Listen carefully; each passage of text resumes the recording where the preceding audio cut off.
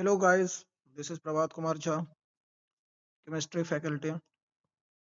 आप सभी के बीच में आज से जो है कंटिन्यू रिवीजन क्लासेस के लिए जो चैप्टर्स हम लेकर के आ रहे हैं क्लास 10 के लिए, ये बहुत ही इंपॉर्टेंट होगा बोर्ड्स एग्जामिनेशन के लिए। वे बच्चे जो खास करके ये पढ़ चुके हैं chapter carbon and its compound और भी केमिस्ट्री का जो चैप्टर्स हैं वो सारे चैप्टर्स को कवर करने वाले हैं हम। ब- इससे आपका रिवीजन भी हो जाएगा और जो जो स्टूडेंट्स पढ़े नहीं है उनका कंसेप्ट भी क्लियर होगा। सो आप सभी जो है अपना कॉपी पेन रेडी रखेंगे, निकाल लें कि बेहतर ढंग से इसको समझ पाएँ और इस चैप्टर को शुरुआत करें हम लोग। सो आप सब जो हैं जल्दी फास्ट में पेन कॉपी निकाल लीजिए। ठीक है, चलिए स्टार्ट करते हैं लाइन बाय लाइन एक्सप्लेनेशन के थ्रू। चैप्टर है हमारा कार्बन एंड इट्स कंपाउंड। चलिए, जैसे कि आपको पता है कि कार्बन जो होता है एक नॉन मेटल है, एटॉमिक नंबर 6 है और इलेक्ट्रॉनिक कॉन्फ़िगरेशन इसका आप बोल सकते हैं 2,4, क्योंकि ये वैलेंसी इसका 4 होता है, कार्बन का वैलेंसी 4 होता है। कार्बन जो एक नॉन मेटल है और एटॉमिक नंबर इसका हो जाएगा 6, जो Z से रिप्रेजेंट करेंगे, और इलेक्ट्रॉनिक कॉन्फ़िगरेशन इसका होगा 2,4। वेरी इंपॉर्टेंट, इसको टेट्रावैलेंट एलिमेंट भी बोलते हैं क्योंकि इसका वैलेंसी 4 होता है। और इमेजिन कीजिए कि अगल-बगल में जो कुछ भी आपके चारों तरफ जो फैले हैं सामान, जो भी हमारे जो सबसे करीबी चीज़ है, इमेजिन कीजिए कि कौन एलिमेंट से बने होंगे? वो एलिमेंट है कार्बन। और कार्बन से इनफिनाइट नंबर ऑफ कंपाउंड्स बनते हैं, इसलिए ये चैप्टर बहुत इंपॉर्टेंट हो जाता है और इसका नाम पड़ा carbon and its compound. 118 elements में इन 118 elements only carbon can form infinite number of compounds, इसलिए ये चैप्टर ऑर्गेनिक केमिस्ट्री का बहुत इंपॉर्टेंट चैप्टर है। जब आप सीनियर क्लासेस में जाएंगे तो आपको ज्यादा स्टडी करना होगा इस चैप्टर को। सो कार्बन एक नॉन मेटल है और एटॉमिक नंबर 6 है और मास नंबर इसका 12 ग्राम है। 12 यूनिफाइड मास भी बोल सकते हैं। चलिए स्टार्ट करते हैं इस चैप्टर को। ओके, फर्स्ट थोड़ा सा इंफॉर्मेशन आपको जो है देते चलें, उसके बाद रीड कर रहे हैं लाइन बाय लाइन। जैसे कि पता है आपको कि कार्बन जो होता है इनफिनाइट नंबर ऑफ कंपाउंड्स बनाता है, लेकिन वो कंपाउंड्स जो होते हैं किस तरह के बॉन्ड से क्रिएट होते हैं? तो वो बॉन्ड होता है आपका कोवैलेंट बॉन्ड। कोवैलेंट बॉन्ड वो बॉन्ड्स होते हैं जो इलेक्ट्रॉन के शेयरिंग से आता है। इट मीन्स कार्बन ना अपना इलेक्ट्रॉन को डोनेट कर सकता है, ना ही किसी से एक्सेप्ट करेगा इलेक्ट्रॉन को। 4 इलेक्ट्रॉन कभी भी नहीं दे सकता है वो, ना 4 इलेक्ट्रॉन को ले सकता है। वो हरदम करेगा तो शेयरिंग करेगा, और शेयरिंग जो बॉन्ड है एक्चुअल जो है किस तरह का बॉन्ड है? कोवैलेंट बॉन्ड है। तो कार्बन जो होता है वो खास करके शेयरिंग ही करता है, और बॉन्ड कैसा बनाएगा? वो कोवैलेंट बॉन्ड बनाएगा। अंडरस्टैंड? ये तो आपको समझ में आ गया है इतना तक। चलिए नेक्स्ट है हमारे पास ये कार्बन जो इनफिनाइट नंबर ऑफ कंपाउंड्स बना रहा है, तो ये जो है हमारे जीवन में बहुत ही इसका असर है। सुबह से लेकर के जो फूड्स को कंज्यूम कर रहे हैं, हमारा बॉडी, हमारा अर्थ क्रस्ट, एटमॉस्फेयर, सब कुछ जो है कार्बन से ही रिलेटेड है। कार्बन को हटा दिया जाए तो हमारा यूनिवर्स एग्जिस्ट ही नहीं कर सकता। Okay, very good. अब जो है यहाँ पर हम लोग ये स्टडी करेंगे इस चैप्टर को लाइन बाय लाइन। चलिए स्टार्ट करते हैं। In the last chapter we came to know many compounds of importance to us. पिछले चैप्टर में आपने देखा होगा कि बहुत सारे कंपाउंड जो थे हमारे बहुत इंपॉर्टेंट थे। Okay, in this chapter we will study about some more interesting compounds and their property. लेकिन इस चैप्टर में हम लोग जो है बहुत ही इंटरेस्टिंग इंटरेस्टिंग कंपाउंड्स और प्रॉपर्टीज के बारे में जानने वाले हैं। जैसे कि आपको पता है कि टोटल जो है हम लोग के पास 4 चैप्टर्स है। अभी क्लास 10 में chemical reaction and equation, second है हमारा acid and bases and salts, acid basis and salts बोल सकते हैं आप। थर्ड जो है हमारा कार्बन एंड इट्स कंपाउंड है, और फोर्थ हमारा जो है मेटल्स एंड नॉन-मेटल्स है। यही उलट-पुलट हो सकते हैं। फर्स्ट चैप्टर आपका जो है केमिकल रिएक्शन एंड इक्वेशन दिया होगा, सेकंड चैप्टर जो है आपका एसिड बेसिस एंड सॉल्ट्स दिया होगा, तीसरा चैप्टर जो है आपका वो मेटल्स एंड नॉन मेटल खास करके दिया होगा, और चौथा chapter carbon and its compound है।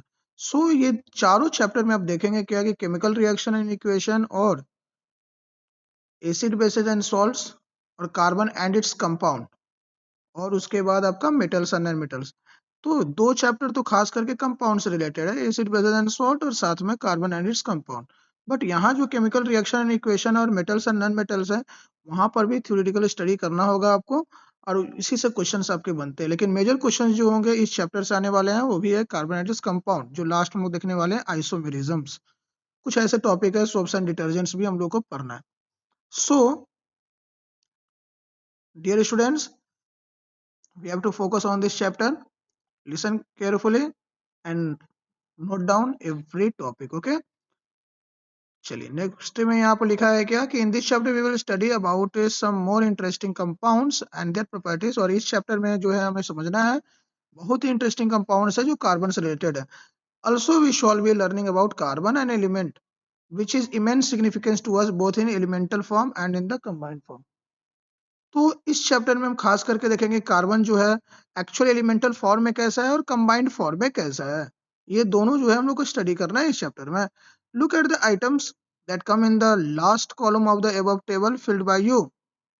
Your teacher will be able to tell you that most of them are made up of compounds of carbon. आपके शिक्षक बताए होंगे कि ये जितने भी अगल बगल में सामान है या जो कुछ भी अगल बगल से घिरे हो तुम, वो सारे के सारे कंपाउंड्स जो हैं वो कार्बन के ही हैं। वो चीज सारे के सारे कंपाउंड्स है, कहीं ना कहीं कार्बन से रिलेटेड है। Can you think of a method to test this? What would we do the product if a compound containing carbon is burned? Do you know of any test of carbon confirm this? तो आपसे पूछा जा रहा है कि क्या आप पहचान सकते हो कि सही में कार्बन है कि नहीं है उसमें?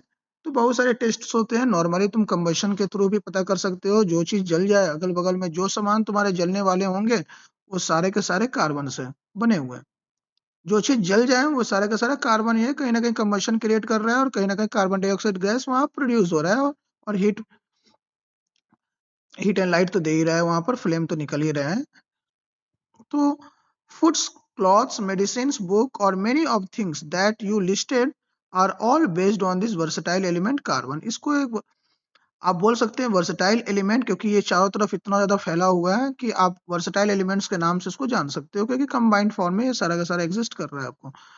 जैसे कि फूड, क्लॉथ्स, मेडिसिन, बुक्स, ये सारी चीजें जो है ये सारे के सारे क्या है आपके कार्बन से ही बने हैं। In addition all living structures are carbon based. जितने भी लिविंग स्ट्रक्चर हैं वो सारे के सारे कार्बन से बने हुए हैं।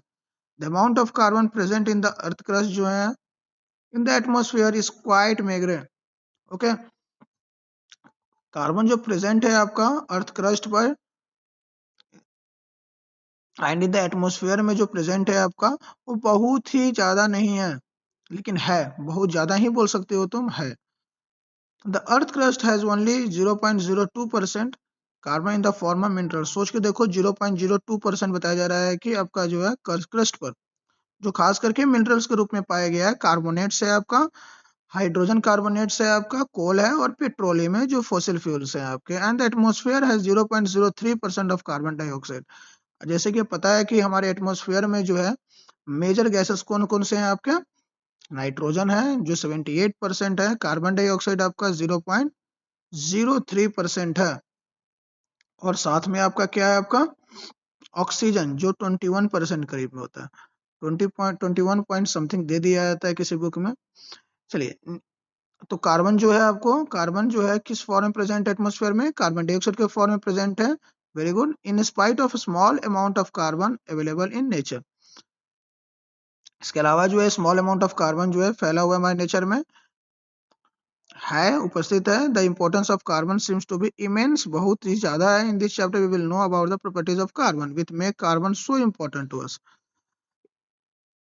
इस चैप्टर में हम लोग जानेंगे कि प्रॉपर्टीज क्या होता है कार्बन का और कार्बन क्यों इतना इम्पोर्टेंट है हमारे लिए। चलिए, bonding in carbon, the covalent bond, यही समझना है हम सबको कि ये बॉन्डिंग किस तरह का होता है। दो तरह के जो है आपको देखने, दो तरह के खास करके आपको बॉन्डिंग नेचर दिखेगा, सैचुरेटेड दिखेगा और अनसैचुरेटेड दिखेगा। सैचुरेटेड में क्या होता है आपका सिंगल बॉन्ड क्रिएट होती है, अनसैचुरेटेड में डबल और ट्रिपल बॉन्ड क्रिएट होता है। तो यहाँ पर बॉन्डिंग नेचर ही खास करके देखना है, क्योंकि पहले ही बता चुके हैं कि ये शेयरिंग करता है, कभी भी जो है इलेक्ट्रॉन को ना ही डोनेट करेगा ना एक्सेप्ट करेगा, सिंपल सा शेयरिंग करेगा। ठीक है, तो यहाँ पर जो शेयरिंग होती है, शेयरिंग के दौरान जो बॉन्डिंग क्रिएट होती है वो सिंगल बॉन्ड, डबल बॉन्ड और ट्रिपल, 3 तरह के बॉन्ड होते हैं। तो एक होता है सैचुरेटेड हाइड्रोकार्बन और एक होता है अनसैचुरेटेड हाइड्रोकार्बन। तो सैचुरेटेड में आपको सिंगल बॉन्ड, अनसैचुरेटेड में आपका डबल और ट्रिपल बॉन्ड, जो हम लोग समझेंगे ग्रुप के थ्रू किसमें क्या होता है, ठीक है। जैसे कि एल्केन ग्रुप हो गया, alkene, alkyne. Previous chapter we have studied the properties of ionic compounds.